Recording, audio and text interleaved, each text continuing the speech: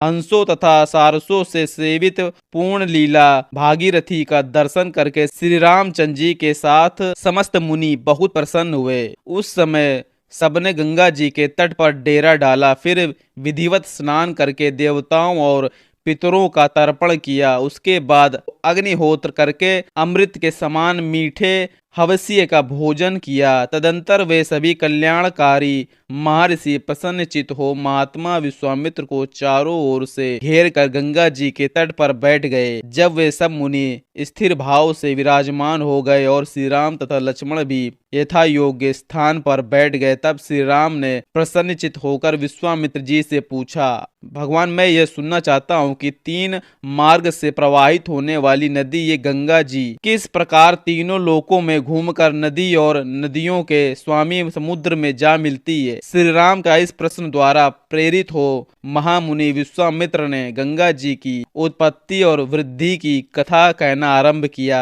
श्री राम हिमवान नामक एक पर्वत है जो समस्त पर्वतों का राजा तथा सब प्रकार के धातुओं का बहुत बड़ा खजाना है। हिमवान की 2 कन्याएं हैं जिनके सुंदर रूप की इस भूतल पर कहीं तुलना नहीं है। मेरु पर्वत की मनोहरिणी पुत्री मेना हिमवान की प्यारी पत्नी है। सुंदर कटी प्रदेश वाली मेना ही उन दोनों कन्याओं की जननी है। रघुनंदन मेना के गर्भ से जो पहली कन्या उत्पन्न हुई वही ये गंगा जी हैं। ये हिमवान की ज्येष्ठ पुत्री हिमवान की ही दूसरी कन्या जो मेना के गर्भ से उत्पन्न हुई उमा नाम से प्रसिद्ध हैं। कुछ काल के पश्चात सब देवताओं ने देव कार्य की सिद्धि के लिए ज्येष्ठ कन्या गंगा जी को, जो आगे चलकर स्वर्ग से त्रिपदगामिनी नदी के रूप में अवतीर्ण हुई, गिरिराज हिमालय से मांगा। हिमवान ने त्रिभुवन का हित करने की इच्छा से स्वच्छंद पथ पर विचरने वाली अपनी लोक पावनी पुत्री गंगा को